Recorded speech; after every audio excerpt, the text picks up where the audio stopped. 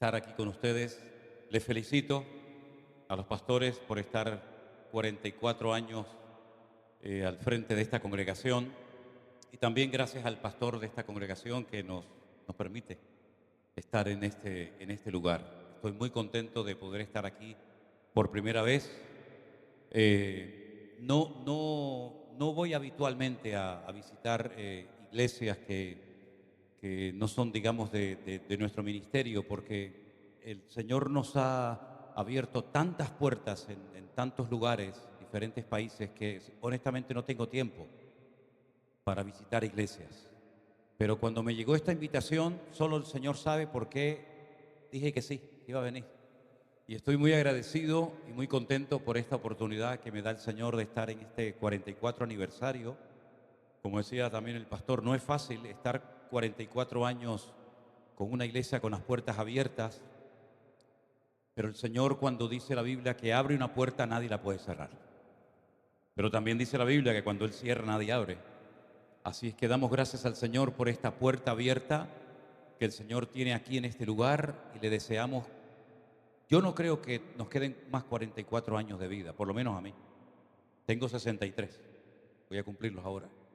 No creo que dentro de 44 años el Señor me permita volver aquí otra vez a visitarle, porque yo creo que Cristo viene pronto. Y cuando digo esto, no lo digo porque, bueno, parece como que es un tópico, ¿no? Cristo viene pronto y llevamos toda la vida diciéndolo, pero es que es la pura realidad, es que Cristo viene pronto. Mucho más cercano de lo que ustedes se puedan imaginar. Así que en esta tarde yo estoy muy agradecido por el privilegio que me da el Señor de poder estar aquí, de ver a hermanos que hacía algún tiempo que no veía. Y vamos a entrar ahora, para mí, en el momento más importante y trascendental de este culto. Yo sé que me han pedido que cante algunas canciones y todo eso, pero yo siento que tenemos que pasar ya directamente a la palabra. Pido que por favor usted, si es tan amable, cierre sus ojos y le pida a Dios, al Señor Dios Todopoderoso, el Creador del cielo y de la tierra, que en esta tarde traiga palabra a su corazón y a su vida. Que en esta tarde usted pueda decir: hoy el Señor me ha hablado, hoy el Señor ha tocado mi alma y mi corazón, y yo he sentido su presencia y el calor de su Espíritu Santo, calentando mi alma y sacudiendo mi conciencia. Gracias, Señor, por este privilegio. Gracias por esta oportunidad que nos das de presentar tu hermosa y poderosa palabra que nos ha transformado la vida y nos ha, Señor, puesto sobre la roca que eres tú, Señor Jesús. Señor, te pedimos que en esta tarde nuestros corazones estén abiertos y nuestros oídos atentos para que oiga la iglesia lo que el Espíritu tiene que comunicarle y podamos interiorizar estas verdades bíblicas eternas y nuestra vida sea una vida bendecida y fructífera. Y queremos, Señor, estar atentos a tu voz en este día, Padre. En el nombre de tu amado Hijo Jesús lo pedimos todo. La iglesia dice: amén y amén. Gloria a Dios. Estaba el Señor un día en el desierto. Las multitudes habían estado todo el día con Él, escuchando sus mensajes, viendo sus proezas y maravillas. Y la palabra del Señor nos dice que sus discípulos comenzaron a ponerse un tanto nerviosos, porque comenzaba a declinar el día. Y ellos sabían que la gente había estado todo el día atenta y tenían hambre. Y cuando una multitud de gente tiene hambre es peligroso. Por eso se le acercaron al maestro y le dijeron: maestro, el lugar en el que estamos es desierto. No hay posibilidad de comprar comida para esta multitud. Por favor, Señor, despide la multitud. Y el Señor les da una palabra tremenda que les sacudió a todos desde lo más profundo de su ser. Cuando el Señor les lanza un desafío y les dice: dadles vosotros de comer. ¿Por qué le vamos a decir a la gente que se vaya ahora? Dadles vosotros de comer. Aún se pusieron más nerviosos porque se dieron cuenta de que no había comida para tanta multitud. Incluso uno, que enseguida sacó las cuentas, dijo: Señor, ni 200 denarios llegarían para dar de comer a esta multitud. Y además ni siquiera tenemos 200 denarios. Hay cosas en la vida que se pueden comprar con dinero, pero muchas cosas del reino de Dios el dinero no sirve para nada. Pero hay un elemento fundamental del cual quiero hablar en esta tarde, y es de la fe.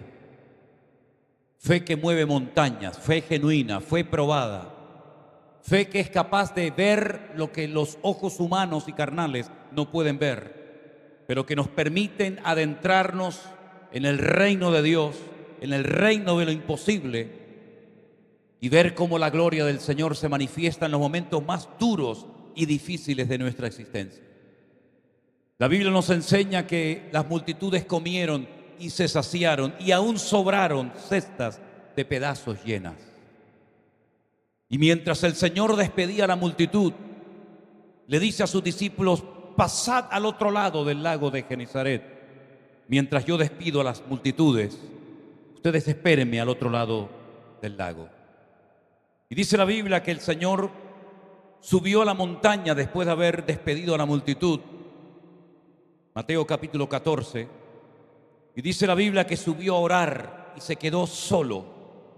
Pero en esa noche cerrada y oscura, Él observó que sus discípulos estaban pasándolo muy mal en medio del lago de Genesaret, porque el viento les era contrario.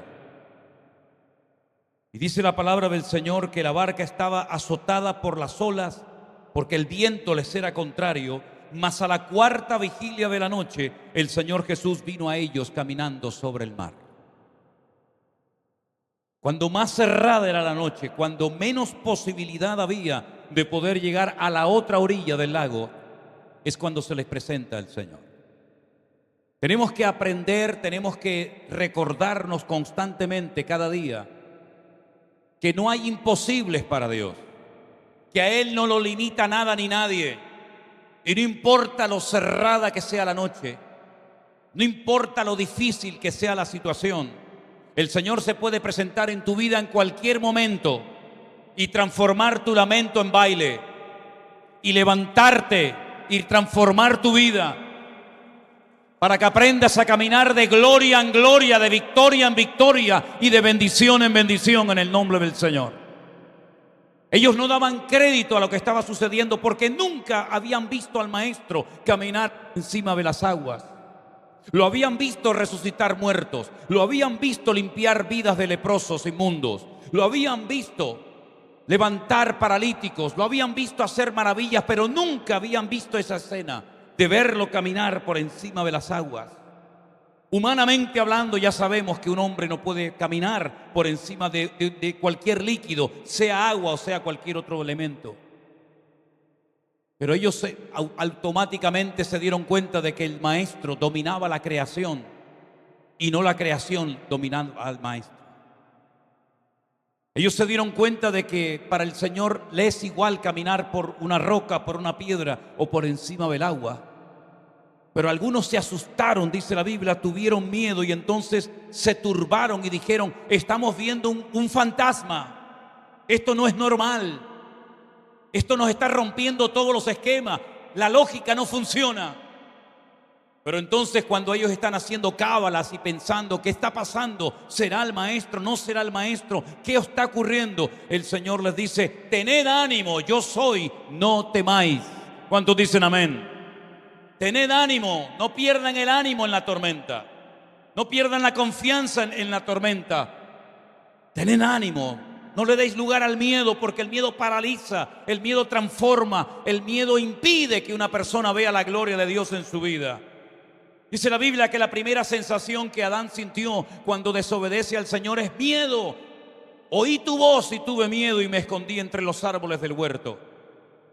Y ahora el Señor sabe que el miedo se ha apoderado de los corazones de sus discípulos y les dice: tened ánimo, yo soy, no temáis. Entonces Pedro se atreve a decir algo que nunca nadie se había atrevido a pedirle al Señor, a nuestro Creador. Ni Abraham, ni Moisés, ningún patriarca, ningún profeta, ningún juez del Antiguo Testamento jamás se atrevió a pedirle a Dios: Señor, enséñame a caminar por encima de las aguas. Pero Pedro sí, le pidió esa noche al Señor: si eres tú, manda que yo vaya a ti sobre las aguas. ¿Saben que la forma como oramos demuestra nuestro nivel de madurez? Cada día me convenzo más de lo que estoy diciendo. La forma como pedimos, la forma como oramos, la forma como nos comportamos, demuestra, exterioriza nuestro nivel de fe, de madurez y de crecimiento espiritual. Y ese hombre, ante esa visión, ante esa noche oscura y cerrada, ante esos vientos amenazadores, se atrevió a pedirle al Señor algo sobrenatural. Hermanos, no tengamos temor de pedirle cosas grandes al Señor. No seamos mezquinos y pobres en nuestra oración. Tenemos el Dios todopoderoso, el que creó el cielo y la tierra. No tenga miedo de clamar a su Dios, porque Él dice: clama a mí y yo te responderé y te enseñaré cosas grandes y ocultas que tú no conoces.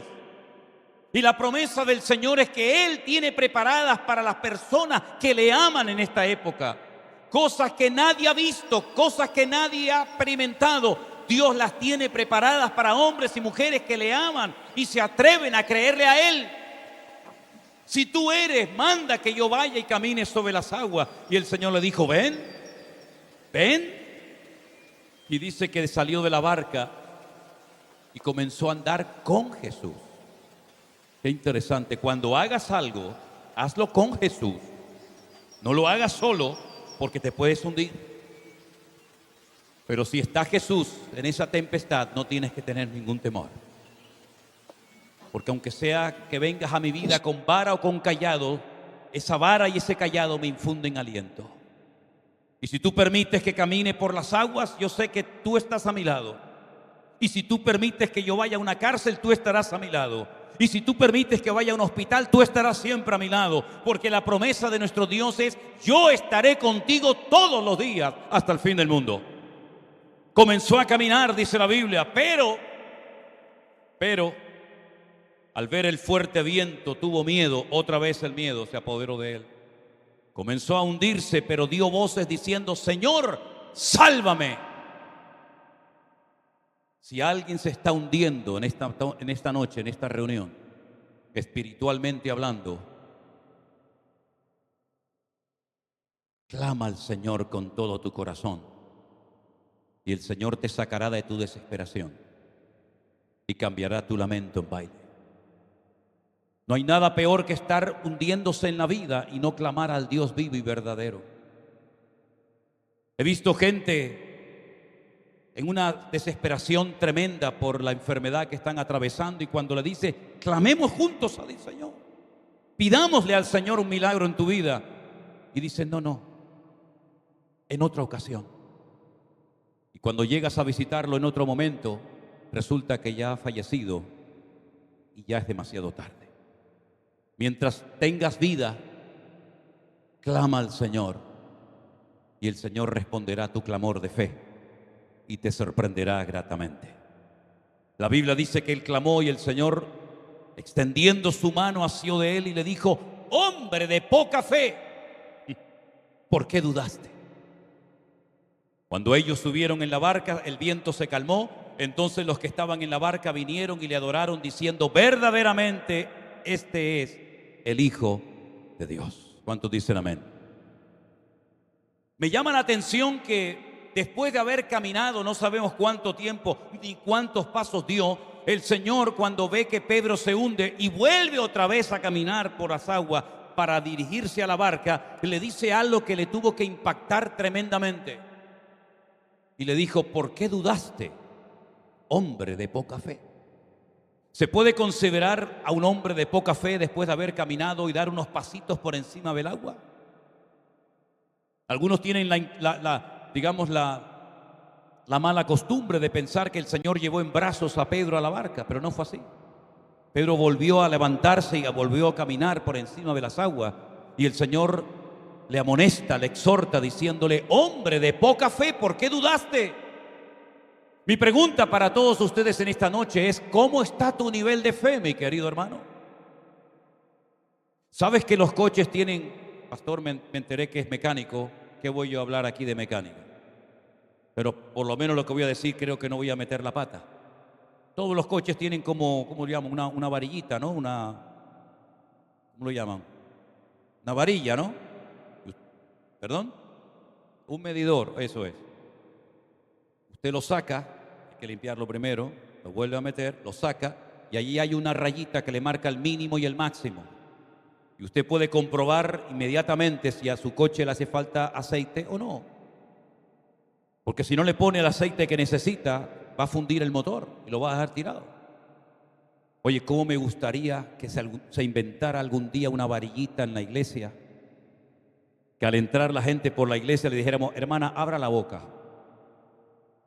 saque la lengua, déjeme poner la varillita y decir: uy, hermana, usted está fatal.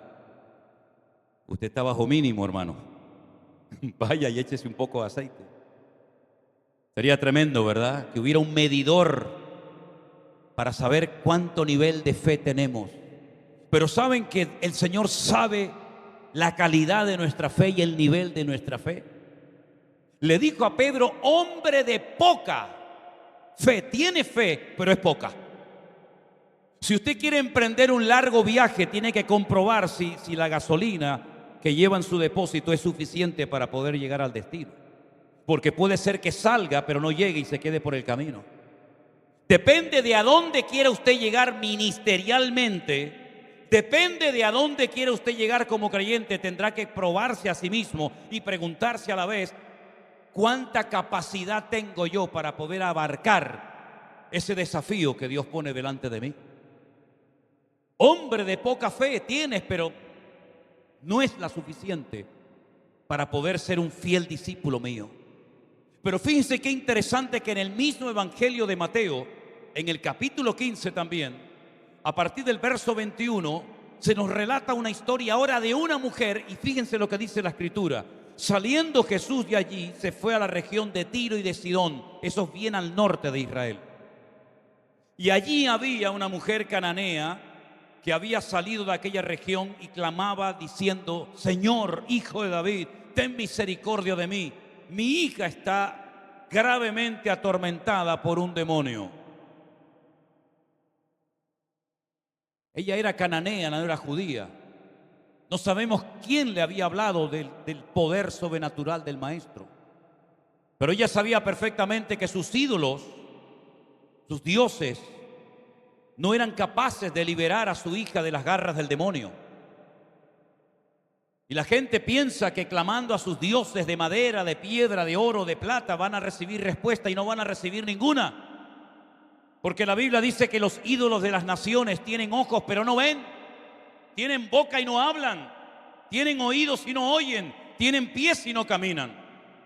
Usted puede clamar a la Virgen, al santo que usted quiera, pero ni le va a ver ni le va a ayudar en nada, porque son objetos inanimados que no tienen vida y hay que llevarlos de un lugar a otro. No sé aquí en Estados Unidos, pero en España, a los santos y a las vírgenes de vez en cuando los sacan de paseo. Hay que sacarlos a que cojan un poco de aire, porque son incapaces de salir de un lugar a otro. Tuvimos recientemente un volcán tremendo en una de las 7 islas Canarias.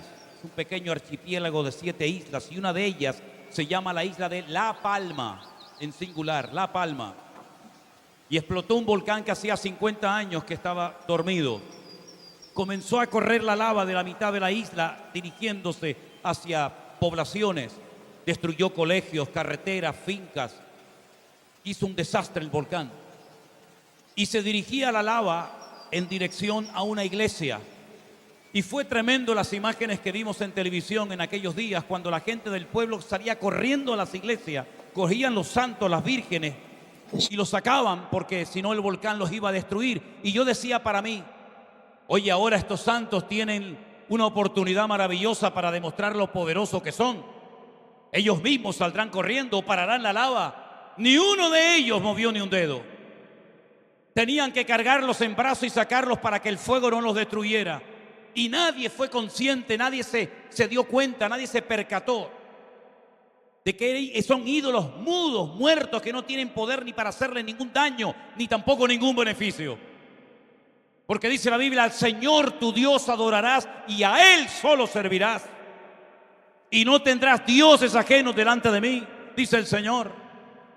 La idolatría es abominación delante de Dios. Todos los pueblos de Latinoamérica, desde casi Estados Unidos hasta el sur de Argentina, todos adoptaron una religión que los españoles trajeron. Y ustedes fueron católicos durante muchos años, no porque eligieron ser católicos, sino porque vinieron unos señores de España y obligaban a la gente a besar un crucifijo, y si no te cortaban la cabeza. Y una religión que no funcionaba en España ni en Europa, la trajeron aquí y aquí se quedó. Y la gente comenzó a convertirse a esa religión muerta. Comenzaron a adorar dioses muertos. Y así va el mundo, hermanos. Pero cuando nuestros ojos fueron abiertos por el poder de la palabra de Dios y el Señor nos sanó, el Señor sacó los demonios que llevábamos dentro, nos dimos cuenta de que Él tiene ojos y ve, tiene boca y habla, tiene oídos y oye, y tiene todo el poder en el cielo, en la tierra y aún debajo de la tierra. Yo desafío a cualquiera que oye o ve este mensaje que me traiga un santo, una virgen, que hable, que vea, que camine, que respire, que cuando me voy hacia un lado mueva los ojos y me siga, o que cuando yo le pregunto algo me responda. Ni uno, todos son muertos. Esta mujer cananea sabía que sus ídolos, sus dioses, no iban a poder liberar a su hija atormentada por demonios. Y entonces comienza a decir: Señor, hijo de David, ten misericordia de mí. Y el Señor no le hacía ni caso, porque no era judía. Y el Señor en ese momento no vino a ministrar a pueblos no judíos. Y es cuando le dice el Señor: yo solamente he venido de momento para alcanzar a las ovejas perdidas de la casa de Israel. Y esta mujer le dijo: Señor, socórreme. Por favor, ten misericordia de mi vida. Y el Señor le dijo: no está bien tomar el pan de los hijos y echársela a los perrillos. Y ella dijo: es verdad, Señor, pero aún los perrillos comen de las migajas que caen de la mesa de sus amos. Tremendo. Qué perseverancia, ¿eh? No se desanimó. Hay algunas personas que cuando el pastor no les saluda se cambian de iglesia. Y a esta mujer el Señor le dice: yo no voy a coger un pan y dárselo a un perro como tú. Y ella dice: sí, Señor, ya sé que soy una perrilla, pero también los perritos tenemos derecho a comer. Es impresionante, ¿verdad? Cómo se ofende a algunas personas por tonterías. Y a esta mujer le está tratando el Señor muy duramente y ella sigue y sigue y sigue. Ustedes saben, con todo respeto, aquí a lo mejor en Estados Unidos no, porque ustedes están a un nivel espiritual muy superior al nuestro, de Europa. Pero en Europa a las mujeres no le prometas algo y no se te ocurra no cumplirlo, porque la mujer nunca olvida lo que le prometes. Y sigue, y tú me dijiste, y tú me de esto, y no sé qué, y mira que no sé qué. Esta mujer ya le podías tirar un jarro de agua fría encima. Ella estaba desesperada, porque habrá un dolor más grande para un padre o una madre que ver a un hijo descarriado. Habrá un dolor más grande en la vida que ver a un hijo enfermo y ver la impotencia de no poder hacer nada por él. Así nos sentimos nosotros hace un tiempo atrás, cuando nos dieron un diagnóstico terrible y nos decían que había un 98% de metástasis en el cerebro de mi hija Miriam. Ni estaba preparado como padre ni como pastor para aceptar dicho mensaje. El Señor se glorificó. Gracias al Señor no fue eso. También los médicos se equivocan. Pero saben, mis queridos hermanos, esta mujer decía: ¿qué hago? ¿Qué hago? No puedo hacer nada para ayudar a mi hija. Y si hay una madre o un padre desesperado aquí porque no sabes qué hacer con tu hijo para que vuelva al Señor, para que deje las drogas, para que sea libre y para que, como tú, estés honrando y adorando al Señor, clama al Señor en medio de tu dolor. Clama al Señor en medio de tu angustia y el Señor se glorificará en tu vida cuando lo crea conveniente. La Biblia dice que el Señor se detuvo y le dijo: oh mujer, grande es tu fe, hágase contigo como quieres. Recién hemos hablado de un hombre que el Señor le dijo: hombre de poca fe. Y ahora le dice el Señor a esta: oh mujer, grande es tu fe. ¿Os dais cuenta cómo en la Biblia hay niveles de fe? Tiene fe, querido, pero es poca. Y esta mujer tiene una fe tan grande que ha recibido la respuesta a su oración. Y en el mismo Evangelio de Mateo hay otro personaje que no es judío, es un centurión romano, un militar, también desesperado, que viene y clama y suplica al Señor por un criado que está enfermo. El Señor le dice, vamos a sanarlo, vamos a ir a tu casa a curarlo. Y él dijo, no hace falta, Señor, que te desplaces. Yo soy un hombre bajo autoridad, le dice el centurión romano al maestro, y le dice, cuando yo a un soldado le digo, ven para acá, inmediatamente él cumple la orden.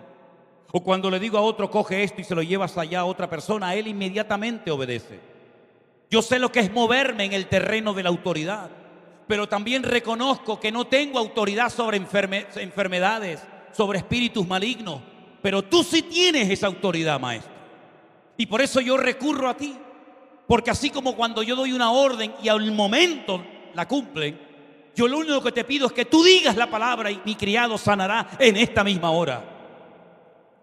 Y entonces el Señor dice que asombrado le dice a sus discípulos, en todo Israel no he encontrado a nadie con tanta fe como este centurión romano.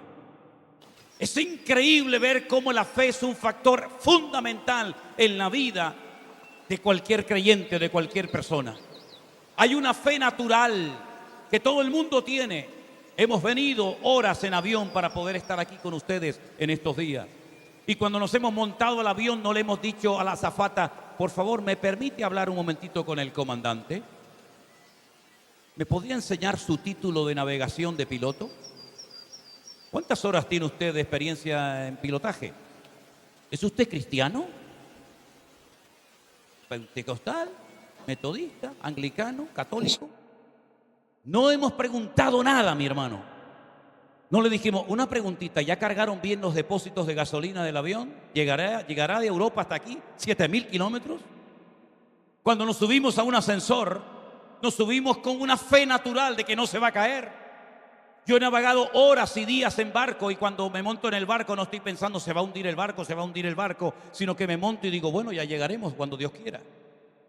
Hay una fe natural que todo ser humano tiene, pero esa fe natural no es suficiente para alcanzar el reino de los cielos y tocar y conmover el corazón de Dios. La fe es un don, es un regalo que Dios le da a la persona cuando esa persona se humilla delante del Señor. Porque la Biblia dice que el que se humilla será levantado, enaltecido, y el que se enaltece será humillado.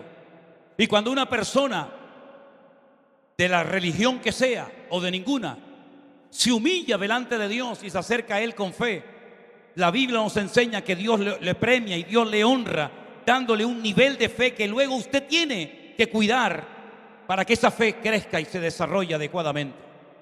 El mundo está bombardeándonos por todas partes para envenenar nuestra fe. En los colegios, en las universidades, en las redes sociales, en la televisión, en la prensa, en todas partes están tratando de contaminar la fe de los creyentes, de arrancar la fe de nuestros corazones. Pero si usted quiere hacerle un favor a su fe y quiere tener una fe fuerte, una fe madura, una fe bíblica, una fe verdadera, una fe que obtenga victorias y respuestas de parte del Señor, el mejor alimento es alimentarla con la palabra de Dios, porque la fe viene por oír y por oír la palabra de Dios. Y por eso, queridos hermanos, yo siempre le digo a la gente, lean la palabra, escudriñen las escrituras, déjense de perder el tiempo en tonterías, en juguetes innecesarios, perdiendo tiempo, energía y la vida, y métanse en la palabra de Dios, porque cuando usted se mete en la palabra, usted conoce a Dios, y cuando conoce a Dios se enamora de Él y le transforma la vida. Y usted va a poder vivir tranquilo y en paz y seguro, porque dice la palabra que en paz me acostaré y asimismo dormiré, porque solo tú, Señor, me haces vivir confiado. ¿Cuántos dicen amén? Fuerte ese aplauso a nuestro Dios. Y a su nombre, y a su nombre. Gloria a ti, mi Dios. Aleluya. Hay muy pocos capítulos en la Biblia, digamos, que sean monográficos, es decir, que toquen en profundidad un solo tema. Hay capítulos que usted empieza a leerlo y se da cuenta que habla de una cosa, de otra. Pero hay pocos capítulos en la Biblia monográficos que tocan un solo tema. Por ejemplo, 1 Corintios capítulo 13 es un capítulo monográfico que nos habla del amor.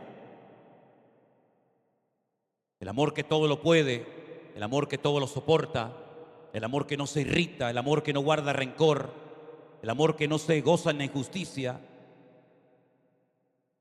que no busca lo suyo, efectivamente. Tenemos, por ejemplo, el capítulo 12 de la carta de Pablo a los Romanos, interesantísimo, por cierto. Da una pincelada acerca de 9 dones que no mencionan los corintios y habla de los deberes de los cristianos, de las obligaciones de cumplimiento. Pero hay un capítulo extraordinario que es el capítulo 11 de Hebreos, que es el capítulo de la fe.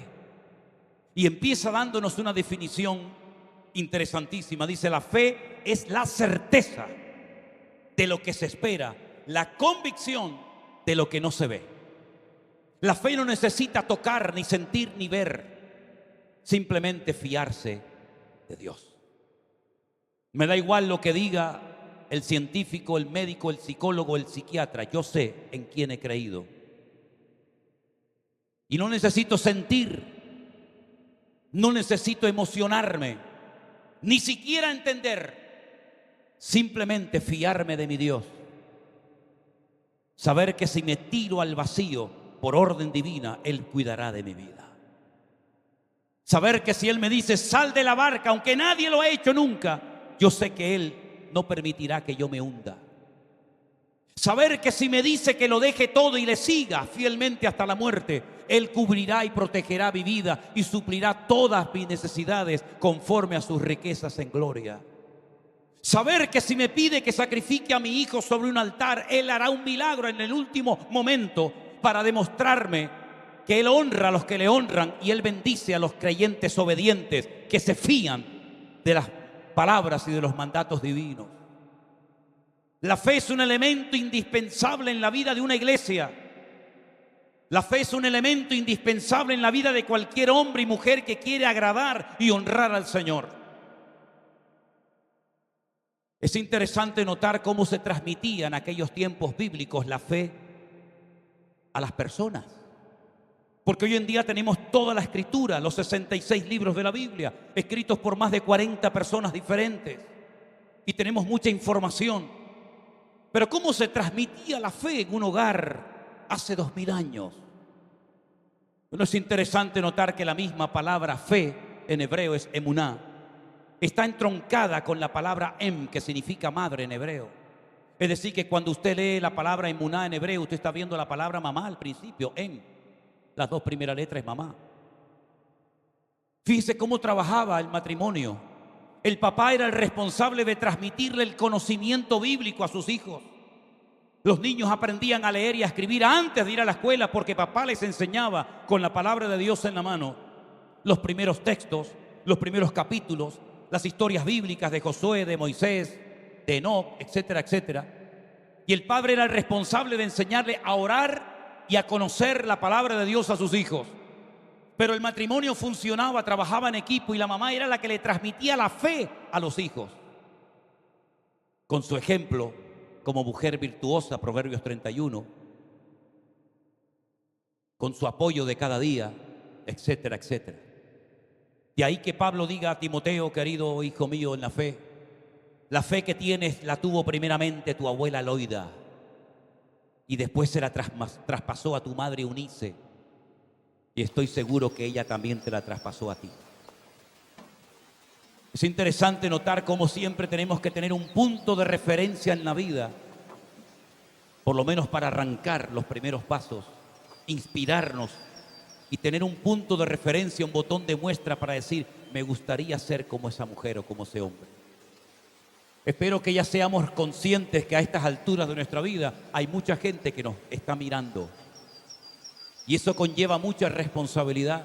Cómo hablamos, cómo oramos, cómo compartimos, cuáles son nuestras prioridades en la vida, qué es lo que nos alegra el corazón, a qué dedicamos nuestro tiempo, nuestros recursos, nuestros dones, nuestros talentos, etcétera, etcétera. El capítulo 11 de Hebreos es extraordinario porque todos los hombres y mujeres que aparecen aquí, todos pasaron a la historia por actos de fe. A algunos la fe les sirvió para vencer a los enemigos. A otros la fe les sirvió para dejar tierra y parentela. A otros la fe les sirvió para parir a pesar de que eran ancianas, como por ejemplo el caso de Sara, la matriarca. A otros les sirvió para ofrecer buenos sacrificios delante de Dios, como el caso de Abel. A otros les sirvió para involucrar a toda la familia durante 120 años para construir un arca. Pero todos y cada uno de los hombres y mujeres que aquí se mencionan pasaron a la historia como personas, como hombres y mujeres de fe, por lo que hicieron, no por lo que sintieron, sino por lo que hicieron, porque la vida del creyente no consiste en palabras, en emociones, en sentimientos, en planes, en proyectos, pero que nunca materializas. La fe es la herramienta indispensable para poner en práctica los planes, los sueños que Dios pone en tu corazón. Procura que sean sueños y planes divinos y no tus planes personales. Procura que te muevas en la agenda de Dios y no en tu propia agenda. Y no te importe tanto lo que digan los demás de ti. Cuanto antes te quites ese yugo de encima, serás más libre y vivirás más tranquilo. Que digan lo que digan, lo importante no es agradar a la gente, lo importante es agradar a Dios. Es imposible agradar a todo el mundo, imposible totalmente. Les podría contar docenas de anécdotas de cosas que me han ocurrido en el ministerio. Recuerdo que un día fui invitado a predicar a una convención internacional en la ciudad de Málaga, en España. Y cuando voy a predicar con mi chaqueta y mi corbata, el pastor se me queda mirando y me dice: ¿no se le ocurrirá a usted predicar así hoy aquí? Digo, ¿cómo? Por favor, usted no puede predicar en esta iglesia con saco y corbata. Digo, bueno, yo me quito el saco, la corbata, el pantalón y lo que haga falta, no se preocupe. Me quité la corbata, hice así, se la regalé a uno, la chaqueta se la regalé a otro. Digo, ¿algo más me tengo que quitar, pastor? No, ahora está bien.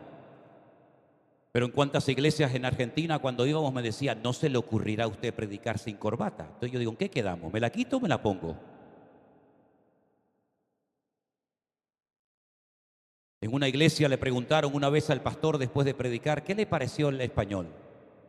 ¿Qué le pareció el mensaje? Dice: está bien, pero esa barbita, mejor que se la quitara.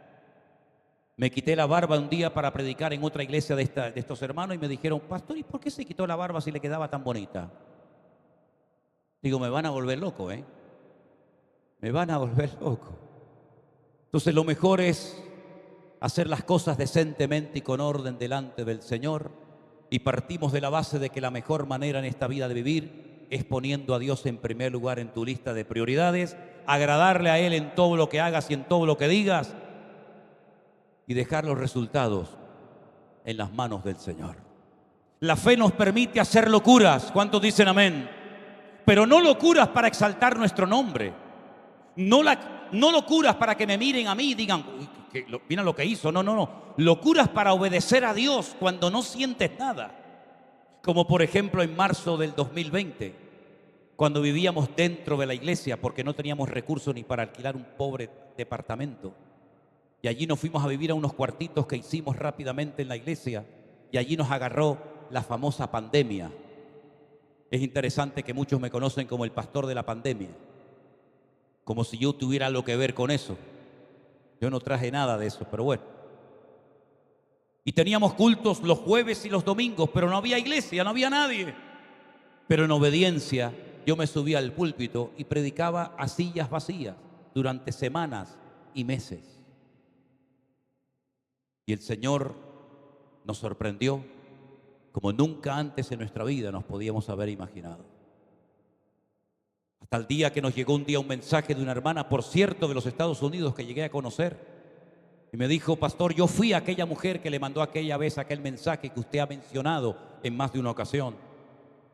Yo dije que cuando estaba predicando a sillas vacías y no había absolutamente nadie, un día y otro, pasaron muchas veces por mi mente pensamientos de decir: ¿a quién le estoy predicando? ¿Quién está viendo este mensaje? ¿Qué estoy haciendo aquí? Pero esa mujer, esa hermana, me mandó un mensaje y me dijo: si en algún momento cuando usted predique o esté allí en la iglesia con la puerta cerrada, le pasa por su mente el pensamiento de que nadie está viendo y escuchando el mensaje, es cuando más gente estamos viendo y escuchando la palabra del Señor. Y eso fue un revulsivo en mi vida y me permitió hacer la locura de predicar como pastor después de más de 40 años a tiempo completo en el ministerio, a sillas vacías donde no había nadie, pero detrás de esas cámaras había miles y miles y miles de personas que hasta el día de hoy estamos tratando de conocer al mayor número posible de personas para la gloria del Señor. La fe te permite hacer locuras en obediencia a nuestro Dios. ¿O no era una locura salir de una barca en medio de una tempestad, mi hermano? Es un disparate.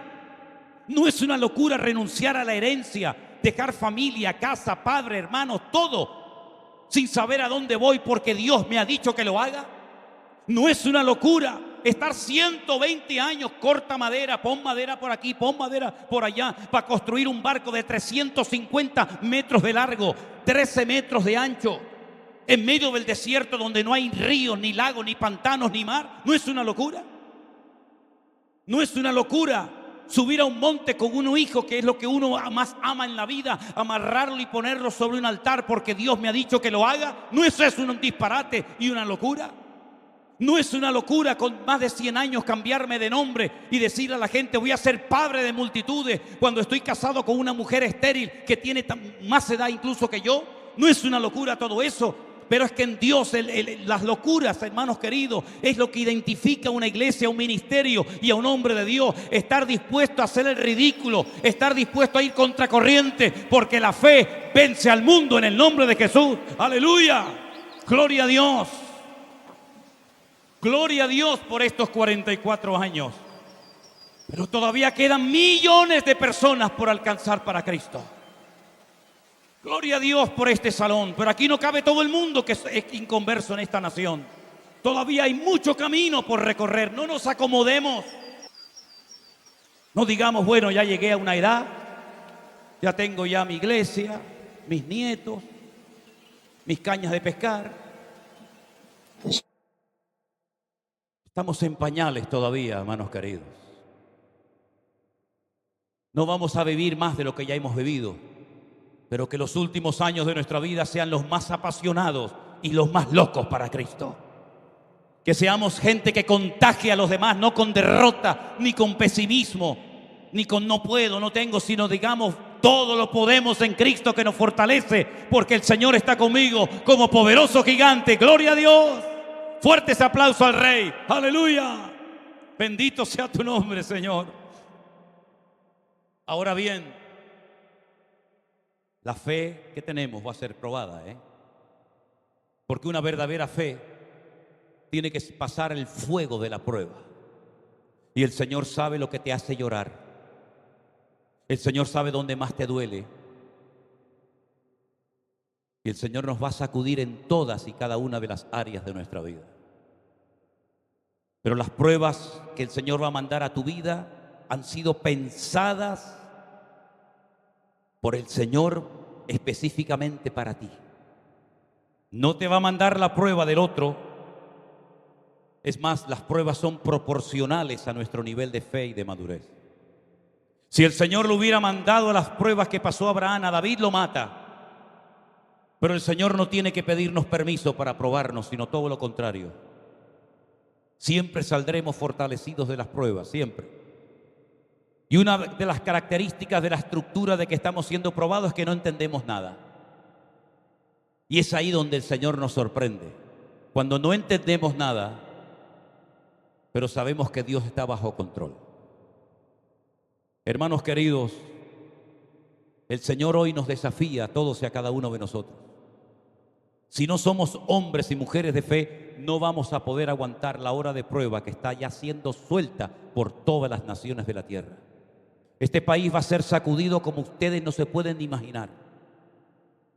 Yo sé que ha sido el sueño y la meta de muchos venir a este país, pero tu sueño y tu meta tiene que ser Cristo.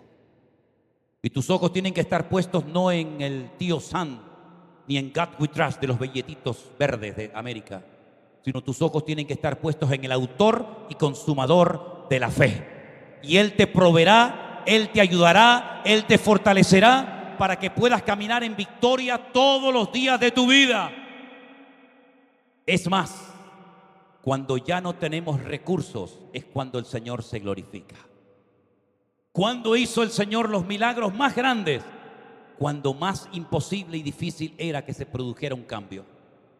Cuando ya el pueblo de Israel estaba a punto de ser extinguido en Egipto, de asimilarse con la costumbre y la cultura de los egipcios, es cuando el Señor intervino y los sacó milagrosamente de la esclavitud. ¿Cuándo vino el Señor a sorprender a la multitud hambrienta en el desierto? Cuando ya no daban más, cuando ya no había recursos, cuando ya no podían obtener ninguna ayuda por parte de nadie. Ahí intervino el Señor. ¿Y qué fue lo que hizo? Bendijo lo poquito, pero con la bendición de Dios lo poco llega, sobra y alcanza. Estamos viviendo tiempos muy difíciles, muy peligrosos. El mundo se ha convertido en un gigantesco manicomio y la mentira está como caballo desbocado en todas partes. Y nosotros tenemos las verdades eternas dentro de nosotros. Conocemos el propósito de Dios para el mundo. Sabemos y entendemos muchas de las cosas que están ocurriendo. No estamos ciegos ni en la ignorancia, porque el Espíritu de Dios, dice la Biblia, que se revela en el corazón de las personas que quieren entender y moverse en el mover de Dios. Pero mis queridos hermanos, cuiden su relación con el Señor como nunca antes, porque es lo más hermoso y lo más precioso que tenemos. Podemos tener templos de lujo, equipos de sonido, instrumentos, todo lo que quieran, pero sin fe es imposible agradar a Dios. Y quiero terminar diciendo algo en esta noche.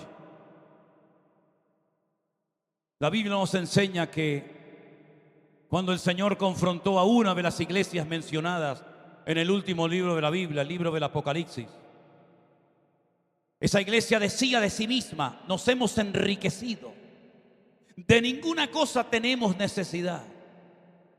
Qué ignorancia hablar así. Cuando esta mañana me enseñaba el pastor su congregación y me decía: mira, esto empezó de una forma muy humilde, en una casita muy sencilla de los veteranos de guerra. Después pudimos ampliar este terreno y pudimos hacer esto y pudimos hacer lo otro, con la ayuda y con la gracia de Dios siempre, ¿verdad?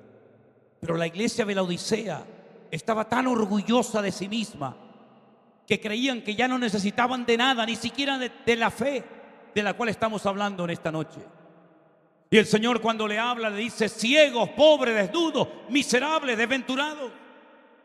En otras palabras, el concepto de la iglesia no coincidía con el concepto que el Señor tenía de dicha congregación. Hasta el punto, dice la Biblia, que le habían dado más importancia a tener que hacer. Le habían dado más importancia al patrimonio que a la búsqueda sincera de gloria y de presencia de Dios en los cultos.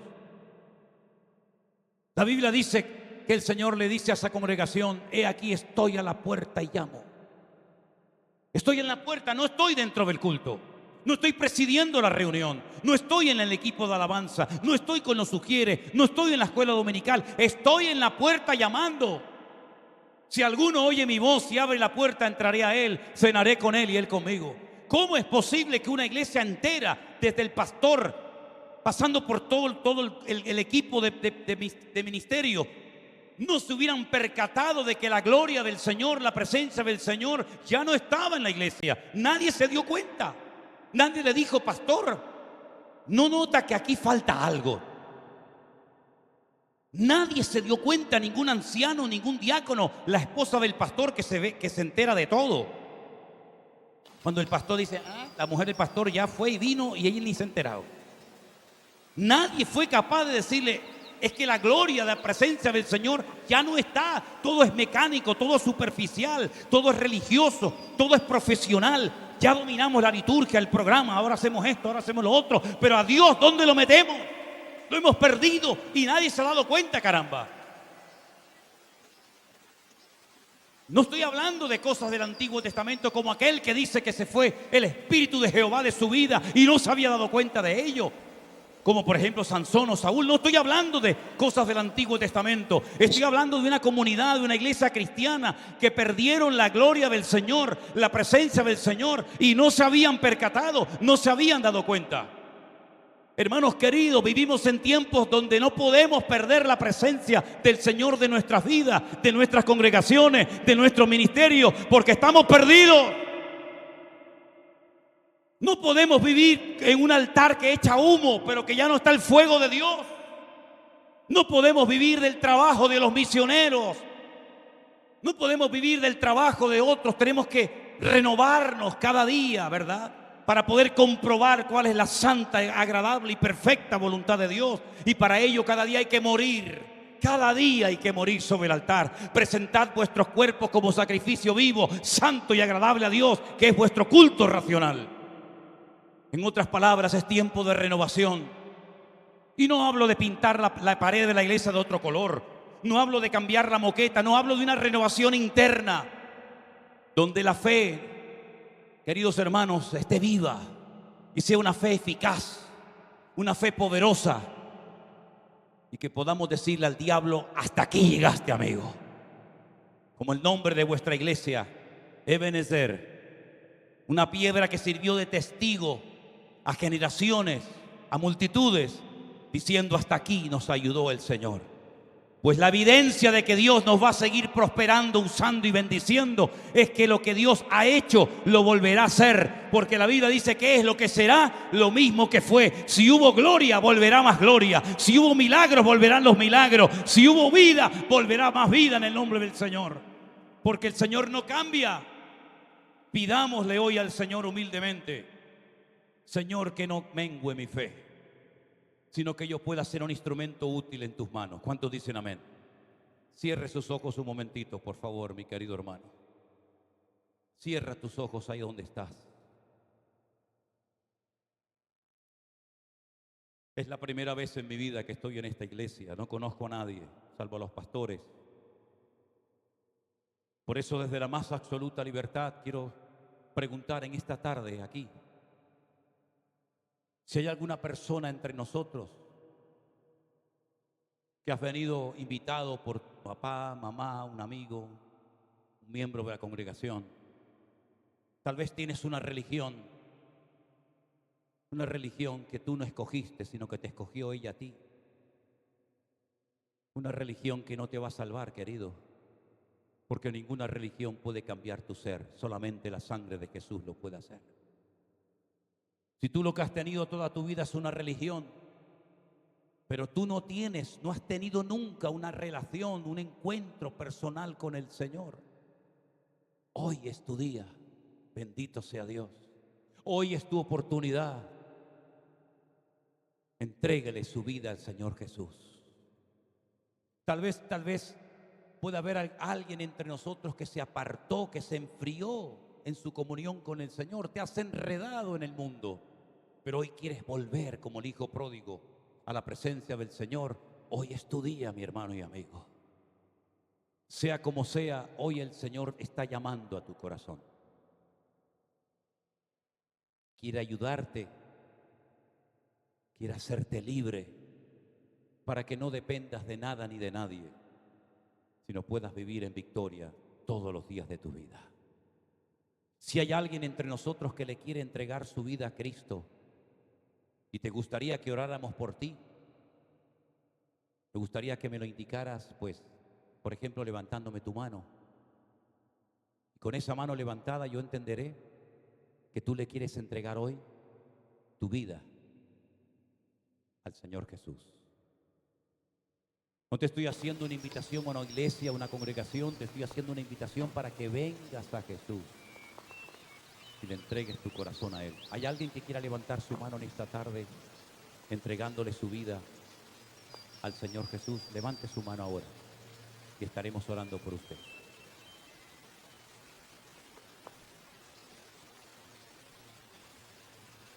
Alguien entre nosotros que le quiera entregar su corazón a Jesús por primera vez en su vida. Aproveche esta oportunidad. Puede ser tal vez la última, no lo sé. Dios lo sabe. ¿Te atreves a levantar tu mano? Entendemos entonces que todos los que estamos aquí somos creyentes. Gloria a Dios. Precioso. Entonces me dirijo a ustedes, los creyentes. ¿Cuántos de los creyentes aquí presentes quieren ser fortalecidos en su fe, en su comunión y en su relación con el Señor, de tal manera que su fe no vaya menos, sino que vaya cada vez en aumento? Levante su mano. Dios les bendiga. Dios les bendiga, hermano. Muchos de ustedes. Gloria a Dios. Les invito a ponerse de pie.